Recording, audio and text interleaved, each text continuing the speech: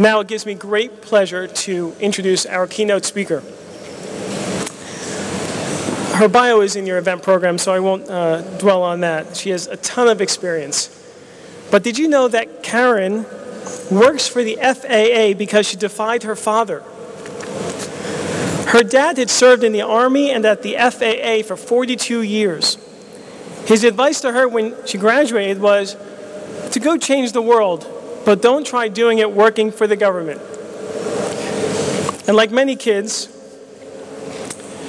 she took that as a direct challenge and immediately bid on the job at the FAA Tech Center.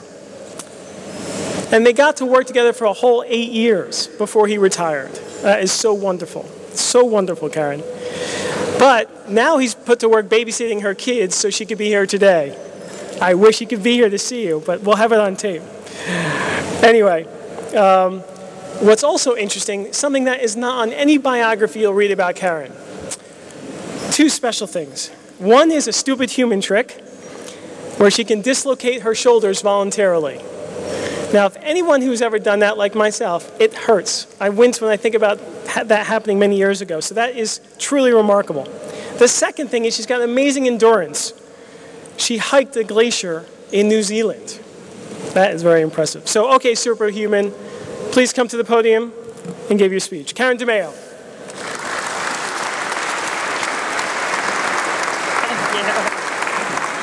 Thank you. I'm really excited to be here today. I don't know if I'm superhuman, maybe I'm a super drone. Wow, drones and robots, what exciting times we're in. I think one thing that I'd like to do when I talk about this topic is sort of get a feel for the audience. So I'm going to ask you a few questions first, and if you could just raise your hand so I can see where we're at, where maybe in this half hour or so that we have that I can tailor what I'm talking about, because honestly, when I was asked to speak by the New Jersey Tech Council, I said, how much time do I have? I want like 3 or 4 hours. And they're like, no, you're only going to, we only have 30 minutes or so. There's been so much going on in this space. So, all right, so let's see a show of hands. Who in the room actually owns a drone right now? Awesome. Okay. Does anyone in the room work in drone manufacturing? How about drone tech? Anybody doing development? Okay, that's really good. How about, is anyone from the military space? Do we have any operators or pilots, government? Okay, cool, we got one. How about, does anybody here have a commercial license to operate drones right now? Because there is a commercial license that you can get, or a commercial permission. Anybody have that? Commercial business? Perfect opportunity for me to tell you what's going on in that space. And it's a really great time for that. Okay, then, last question, who wants to own a drone here? All right, we're going to have everyone's hands up, I think, by the end, because it's such an exciting thing to talk about and to think about. And so, one of the people have been saying, I'm just off of a conference last week, and it was really interesting. I was the only person from the FAA there. There was about 3,000 people there, and I was the only one from the government side. It was geared towards the commercial aspect of what's going on in the business right now. There's been really an inflection point and an explosion there because there's been a lot of progress made by the FAA that's allowing that. And so I'm really glad that you're all here so that I can bring you up to speed on it, and then I'll give you a little flavor for it, and then you hopefully will go get excited and want to start some businesses in the tri-state area, because we really like to see some economic growth here in that sector. So a lot of people have been saying that drones and robots have the potential to change the world. I agree. I consider myself a drone enthusiast. And they also have been described as disruptive technologies. I also think that's true. If they're not right now, they're going to be. I think what's really interesting for me working for the FAA for almost my entire career, I've been there for 25 years, and a third of it, 8 years, I've been working for UAS, unmanned aircraft systems. It's what they call them in the FAA. I call them drones. But Humans have always had a fascination with flying, always, since we've been roaming the Earth. Right now, as a society, we have a very interesting hypnotic allure to our tech gadgets.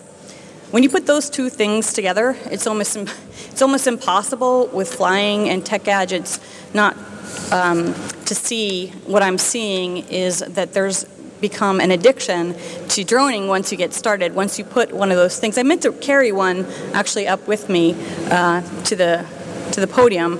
We have them at our table, but it's been a really interesting time for us. And you know, there's a lot of talk, there's a lot of buzzwords in our tech community now about big data and perfect data and sensors and clouds, the Internet of Things, augmented reality, even outpacing virtual reality, moving from 2D to 3D in robotics, and also in displays and printing, things like that. There's been an explosion of tech in our lifetime, especially in the last few years. We're also in this age of personal storytelling, a video age. Talk to any kid with a phone, and if you've ever been on YouTube, move over Hollywood, because we all want to star in our own motion pictures. Thanks. He brought me one. He brought me one that matches my outfit. Perfect. Thank you. So you know, with all that going on, we're really ripe and poised to introduce this technology and to get some commerce moving in that area. Before I get into some of the details, I want to tell you a little bit more about how I, working for the FAA, got into working with unmanned aircraft systems. So about 9 years ago, I was working on a Skunk Works team, a special projects team, on a completely different topic.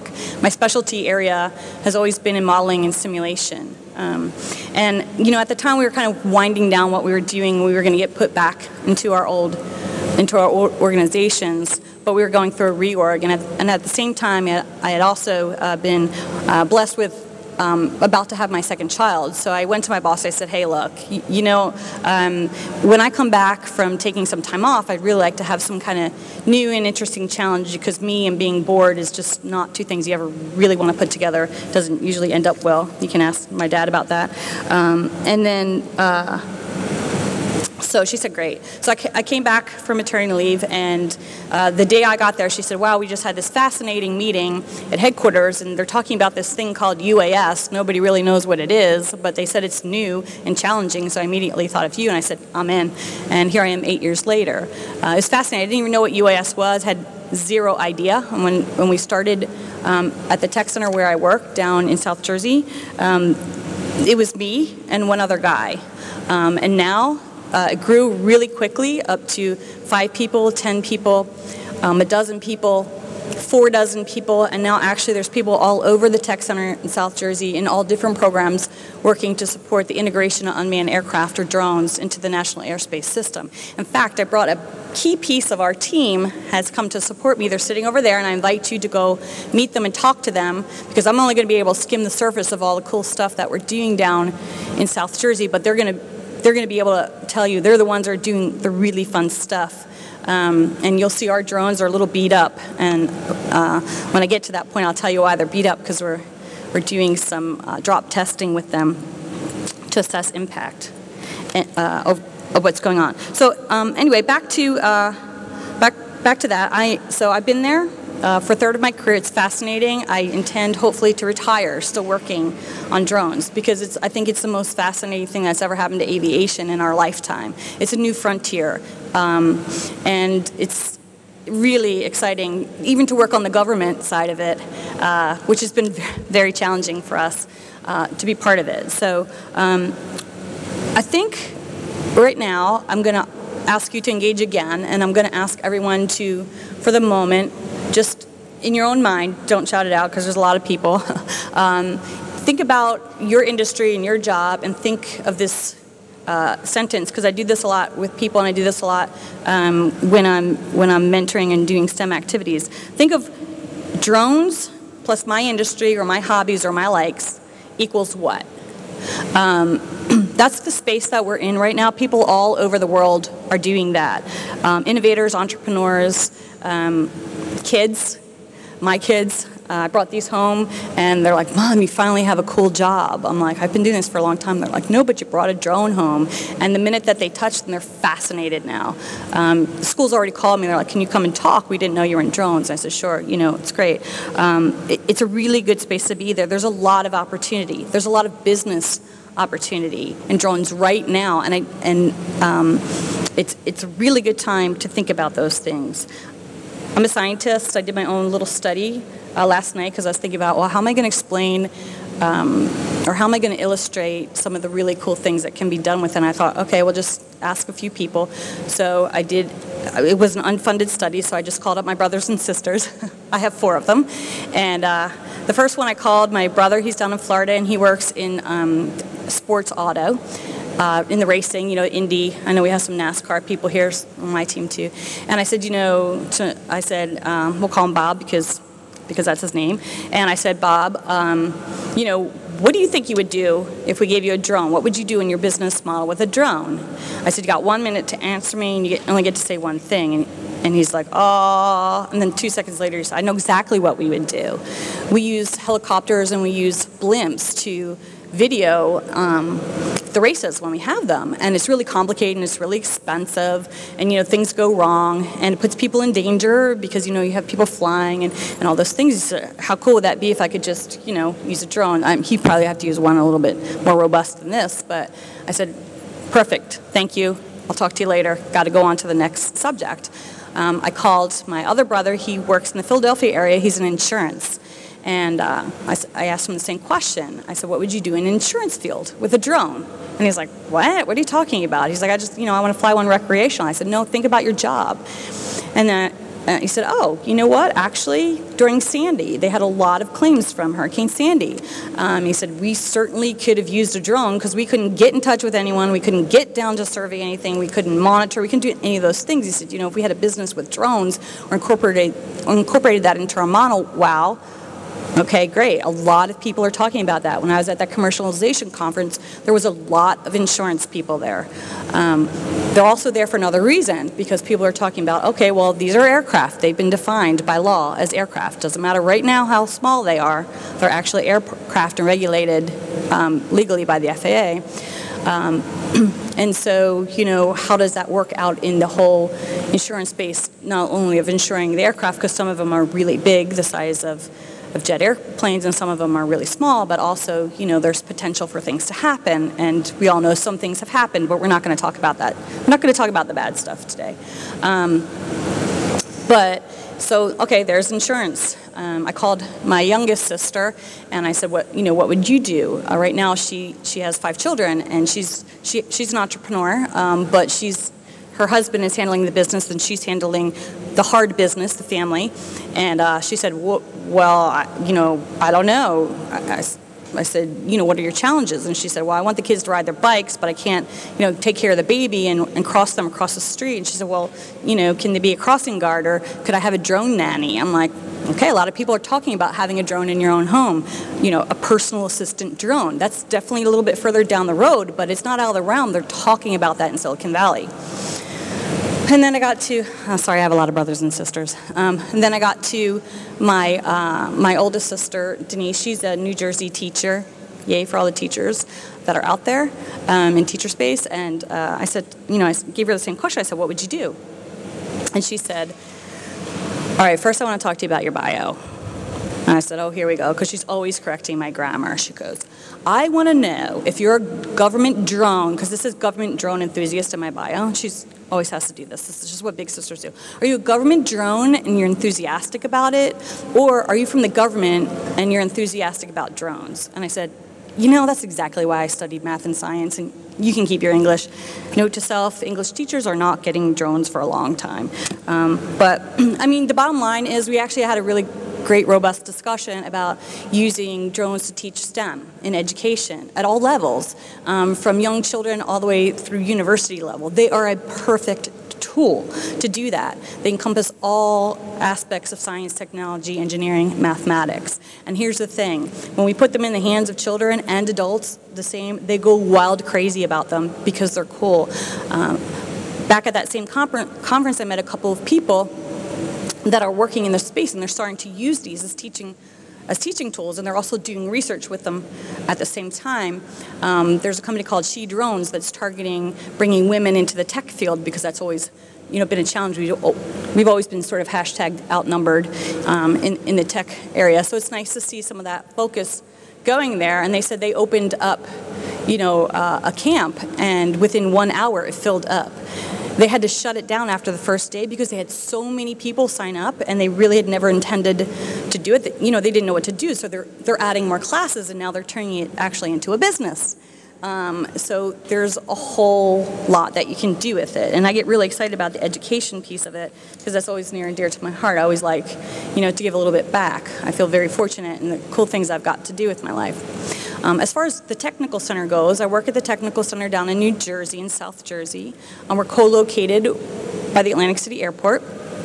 We have 3,000 people that work for the FAA. They're about half are government and half are contractors. A lot of people don't know that. We are the FAA's federal laboratory for research. We have other missions as well, test and evaluation, second level support, but the part that I work in is the research world. And we have thousands of square feet of laboratories, air traffic control laboratories, and our job has always been to look and to figure out how to change things in the national airspace, how to work with air traffic controllers and modernize aviation. There's never been a bigger challenge, in my opinion, since I've worked there, than now with drones, because it's really so different. We are actually working a lot in the university space. At the Tech Center, a lot regionally. We've been working with Rowan. We've been working with Rutgers. I'm from Rutgers. I'm a Rutgers grad. We've also collaborated with NJIT. We've had discussions and work closely with Stockton. We've talked to Temple. We're looking in things there as well. So we do a lot of partnership work as the federal agency with academia. And, I invite you, if you're interested, come to our table and talk about it if you have some ideas or some areas of collaboration that you might think you'd want to work with the FAA on, because we're always open to that. All right, so back to a little bit about robotics, aviation, and changing everything we know about flying. It's also changing everything we know how to research flying. And when I say that, I really mean it, because at one point I thought I was a subject matter expert in what I did until drones came in, and I'm just like, huh? What do we do? They're so different.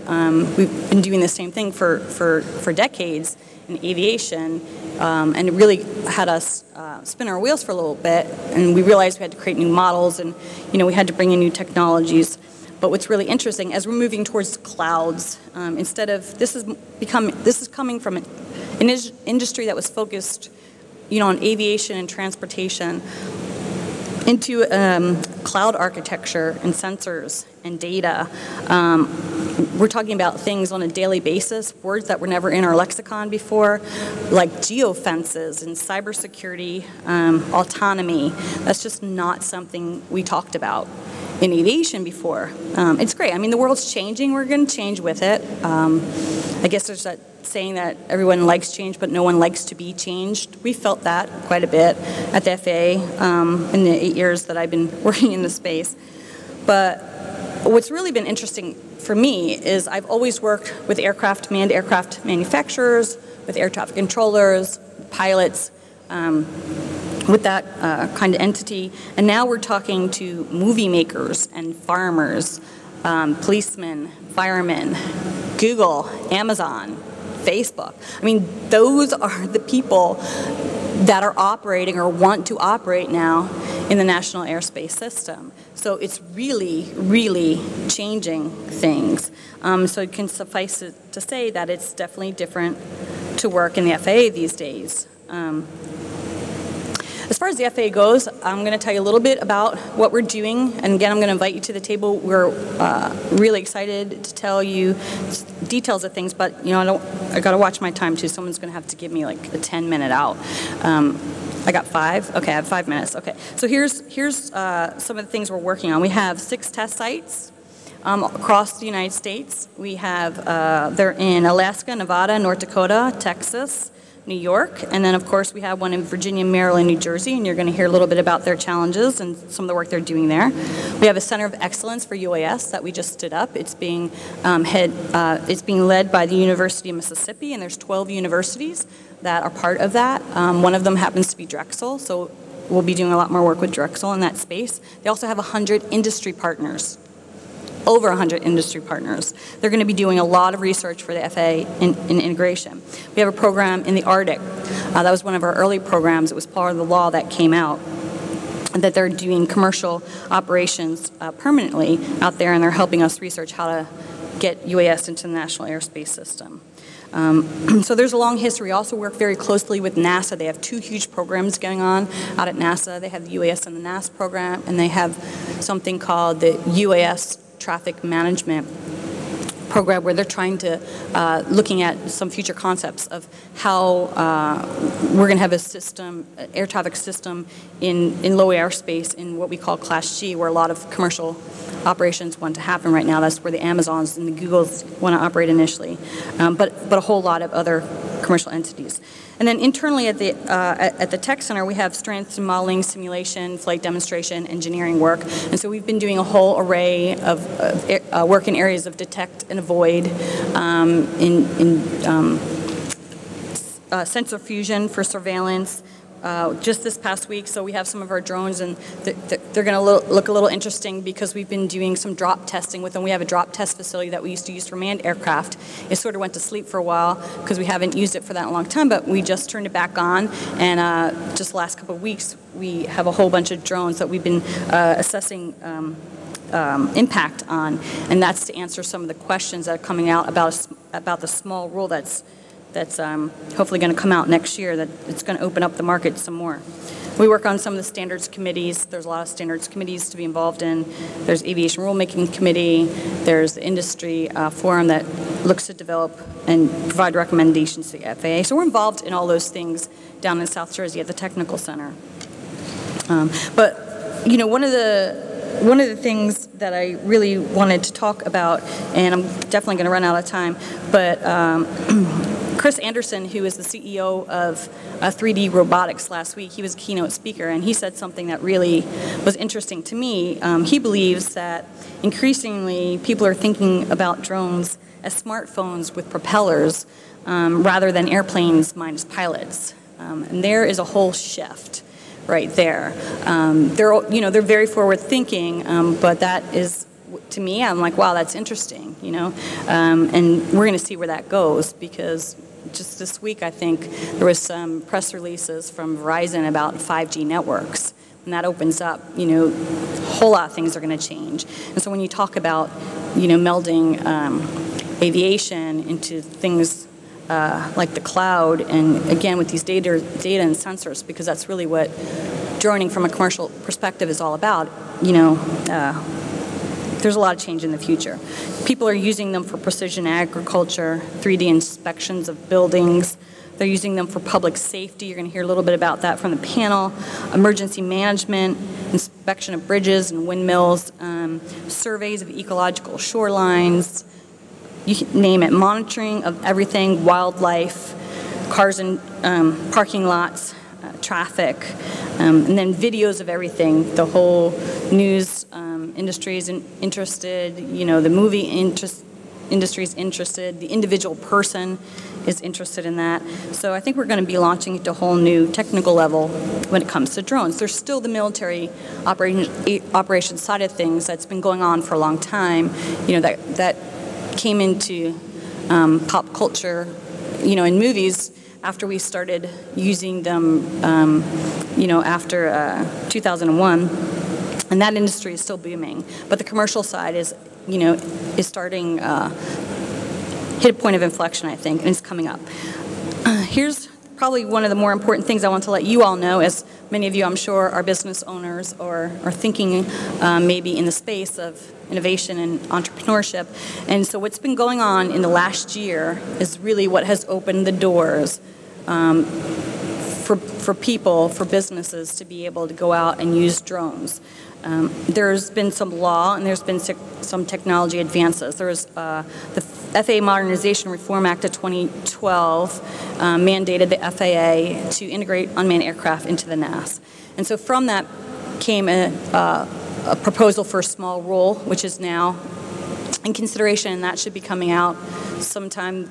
What I'm reading, because I don't know, I'm not on that side of the house, is by the end of 2016, maybe early 2017. But in the meantime, there's been something called a 333 exemption that you can petition for from the FAA as a commercial business where you can operate and make money. Last year, this time last year, was the first handful that we gave out. We gave them out to the movie industry, I think because they asked first. People keep asking us, why did they? I don't know. I don't work on that side of it. I was just watching the news like everyone else. And so, you know, a handful of companies were able to legally go out there and make some money using drones. And then between September and February, 20 more companies or individuals were given permission to do that. And then something happened in February. The rule came out as a proposed rule. And then all of a sudden, FAA changed their processes and they really started ramping up on these 333 exemptions. In March alone, they put out 20. In April, they put out about 150. In May and June, they put out 200 plus. And then just in July and August, they put out 300 plus each one of those months. Then today, I checked today, and up to today, already in the month of September, they've granted 230. So when you add all those numbers up, and those were approximate numbers, on our website today, and you can go to faa.gov/UAS, and there's all sorts of information on there, and this is there too. They update it daily. There's 1,546 people or entities that can operate commercially in the United States right now. That's huge. That is a gigantic leap for us from just a year ago where there was nobody essentially that could do that. So that's opportunity. There was an analysis done of the first 1,000 a couple months ago, and I just went in there to see, you know, what are we looking like in New Jersey and Pennsylvania and New York. And so of the first 1,000, I wish they had, you know, I wish they were doing it daily, but they're not, and I didn't have time to go through all of them. But of the first 1,000, there were 15 exemptions granted for owners in New Jersey. There was 31 in Pennsylvania, and there was 26 in New York. I'm going to presume that there's quite a bit more in the next 500 that came, but I'll also tell you on Monday there was 11 granted, and of the 11 that were granted, one was for a New Jersey company and one was also for a Pennsylvania company. And anyone, you can all go on and see that. It's all there. The FAA has put that transparency out. You can even see their petition and the grant that they received back. So this is potential for economic opportunity for the entire country, but also for our region. And the reason I'm telling you about that is because what I've been finding out is a whole lot of people really aren't aware. That's not really splashy headliney news, but that opportunity is out there. I am not an expert in that area. I do the research that supports the regulatory people that are granting these. But the best place to get the information is on the website. There's a phone number to call, and they've been very responsive. And the time to get those exemptions are really shrinking. When the small rule comes out, things will change, and there'll be bigger opportunity, but I think the competitive space will also get a lot bigger too. So really these people that are getting in there now get some early adopter benefits. So, the last things, I'm going to wrap it up because like I said, I would have talked to you guys for hours if I had the opportunity. But where do we go from here? There's still a lot of work to be done on the Hill. There's still a lot of work to be done in the FAA. There's still a lot of work to be done with our partners and with industry. But we're definitely moving forward. We're also moving forward in the research arena, and we're doing a tremendous amount of work down in South Jersey, and we're really proud of that and really excited about it. But you, as a potential drone community, there's things that you can do to be involved. And to stay on top of things, you can join associations. The biggest one out there is the Association of Unmanned Vehicle Systems International, AUVSI. There's a local chapter. I think we had the president of the New Jersey, Pennsylvania. Where's Mr. Sheeman? Isn't he the president? I thought he was president. Okay. There's also one in New York. you can join those chapters. They're very active and they're very informative. There's also the Academy of Model Aeronautics, AMA, for the hobbyists that want to fly. And there's all kinds of different coalitions that you can also join. So my advice to everyone is this. If you start flying, because you can now, educate yourself, because you don't want to be the one, right? You don't want to be the one, trust me. There's a lot of educational information on our website. There's Know Before You Fly. There's apps that you can use that can help you out. I suggest that you go look at those. And I want to say, you know, there is early opportunity now. And I know that my colleagues in FAA are working really hard, and we're going to have these rules. In the meantime, let's focus on what makes sense, right? Let's focus on what's good for America. Let's think about what we can do with drones for good. Let's go out and get energized about how we can improve quality of life with these technologies, with robots, with drones, with all the things that, you know, we're getting exposed to in these exciting times. So I'm going to close with this. I enthusiastically encourage you to get up and drone. But I'm also going to say, if you drone it, you need to own it. And you also want to be educated, you want to be legal, and most of all, you want to be safe. So I invite you to our table. We'll help you out with any of those things. I really appreciate being here. I don't know if there's a lot of time for questions, but I will be here all night, so you can come ask me questions over there. I hope it was interesting. I hope it was informative, and I really... Okay, you want to take two? That's fine.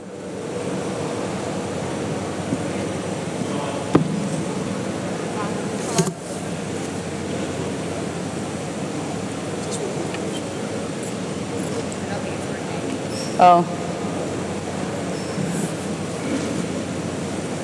While we're trying to detect, this is a parrot drone. It's called a Bebop. It's really fun. Hello. Just a few $100s. We have quite a few of them over at the table that we've been working with. Do you have it? Yeah. Okay. All right. First question.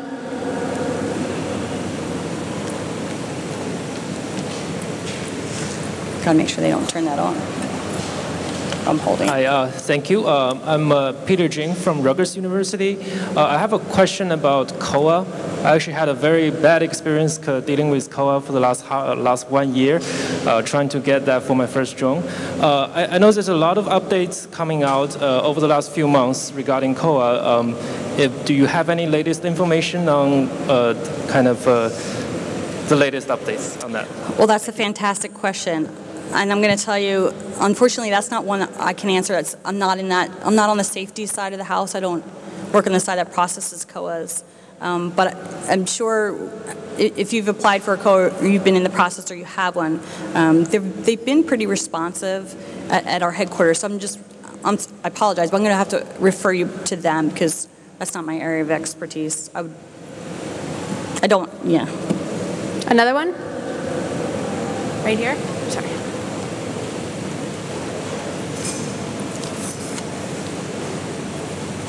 Hey there, quick question. So internationally, are there other countries that are more open in terms of their rules and regulations around allowing drones? And if so, you know, what countries are they, and are they further along with what, with using drones for business purposes, for instance? Okay, so there's a lot of countries that are operating drones right now. Again, I do research inside in the FAA. The only thing that I'd be able to tell you is the information that I'm reading. So all I can tell you is yes, there's other operations going on in lots of other countries all around. But everyone's airspace and everybody's rules are different, and so that's even if they're doing it right next door, it doesn't mean it's going to be the same or translated to us. But that's really a question that's not my domain. I'll tell you what I can answer. Anything about research, anything that we're doing at the tech center, anything along those lines would be really good questions. What do you think, Jim? One more, or one more? I saw your hand go up actually earlier, so it's you. What is the action or progress with respect to equipping drones with transponders so they can be mainstreamed into air traffic control? Okay, so what I can tell you about that is there's actually a lot of research going on in that area. I can't give you a specific time or deadline, but what I will tell you is that there's a lot of people looking at that technology and looking at whether that's going to be helpful in that space. Our team we do have some people working in ADSB on our team, so if you want to come to our table, we can talk to you about that specifically afterwards, but I can't give you an answer. There's no answer to that yet.